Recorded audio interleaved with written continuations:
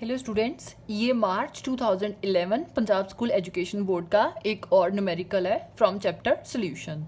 तो स्टेटमेंट क्या कह रही है, calculate the osmotic pressure in pascals. अब हमने यहाँ पे जो ऑस्मोटिक प्रेशर फाइंड आउट करना है वो हमने पास्कल्स में करना है। तो पास्कल्स में जब भी हम फाइंड आउट करते हैं तो इसकी जो कन्वर्जन्स हैं वो मैं आपको आगे नेक्स्ट न्यूमेरिकल में बताऊंगी।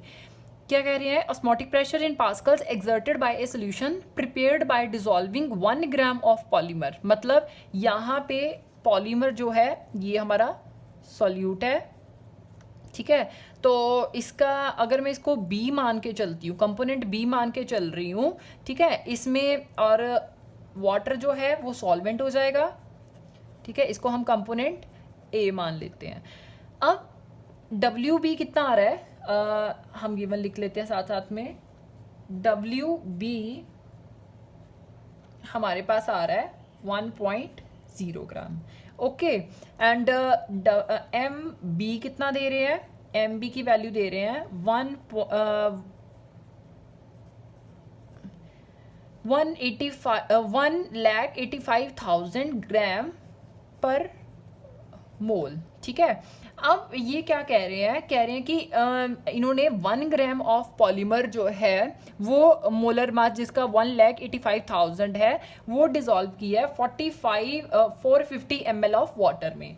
तो हम वॉल्यूम ऑफ वाटर कितनी लेंगे, volume of water is 450 ml। तो ये क्या है, ये हमारे पास कैपिटल वी आ जाएगा, ठीक है। 450 ml को अगर हम लीटर में कन्वर्ट करते हैं तो वो कितना आ जाएगा, 0.4 लीटर, क्योंकि 1 लीटर इक्वल टू 1000 ml हो जाएगा, ठीक है। और 1 ml जो है वो हम 1/1000 लीटर लेते हैं, ओके। नाउ अब हमने क्या फाइंड आउट करना है, अब हमने टेम्परेचर दिया हुआ है। फर्स्ट ऑफ ऑल टेम्परेचर कितना है, that is capital T 37 degree Celsius. तो इसको हम केल्विन में कन्वर्ट करते हैं तो केल्विन में कितना आ जाएगा, ये केल्विन में 37 प्लस 273, ठीक है, ये केल्विन बन जाएगा। तो ये कितना आ गया, 310 केल्विन, ओके। नाउ अब हमारा नेक्स्ट क्या है, हमें क्या बोला क्या गया है, ऑस्मोटिक प्रेशर फाइंड आउट करना है। तो ऑस्मोटिक प्रेशर फाइंड आउट करने का पहले हम फॉर्मूला लिख लेते हैं। ऑस्मोटिक प्रेशर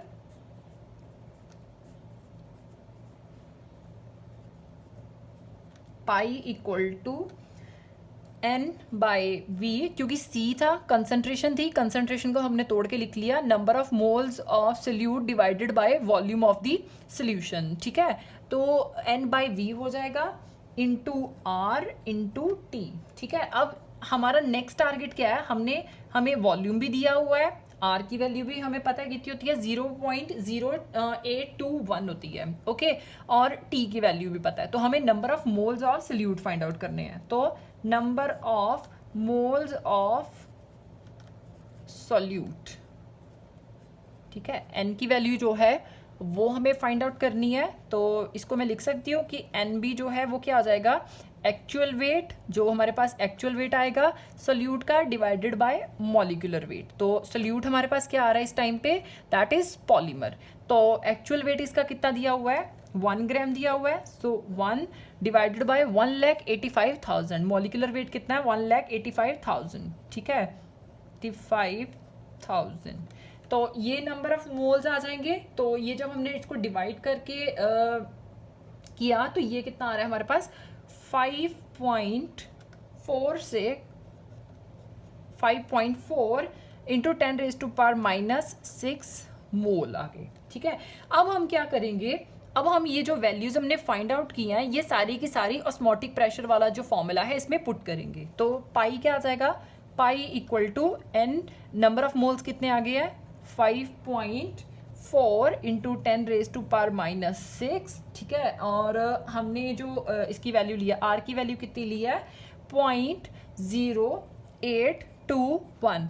अगर हमने इस वैल्यू को मतलब ये हमारे पास किस में आ रही है, बार में आ रही है। तो अगर हमने इस वैल्यू को पास्कल्स में कन्वर्ट करना है तो हम क्या करेंगे, 10⁻³ के साथ इसको मल्टीप्लाई कर देंगे। तो ये हमारे पास किसमें, पास्कल्स में कन्वर्ट हो जाएगी, ठीक है। अब डिवाइडेड इनटू क्या आ जाएगा, इनटू टेम्परेचर 310 आ गया, ठीक है, डिवाइडेड बाय, अब डिवाइडेड किससे कर रहे हैं हम, 0.45 वॉल्यूम के साथ कर रहे हैं। तो जब हमने इसको फाइंड आउट किया तो हमारे पास आंसर कितना आ रहा है, 30.928 पास्कल्स।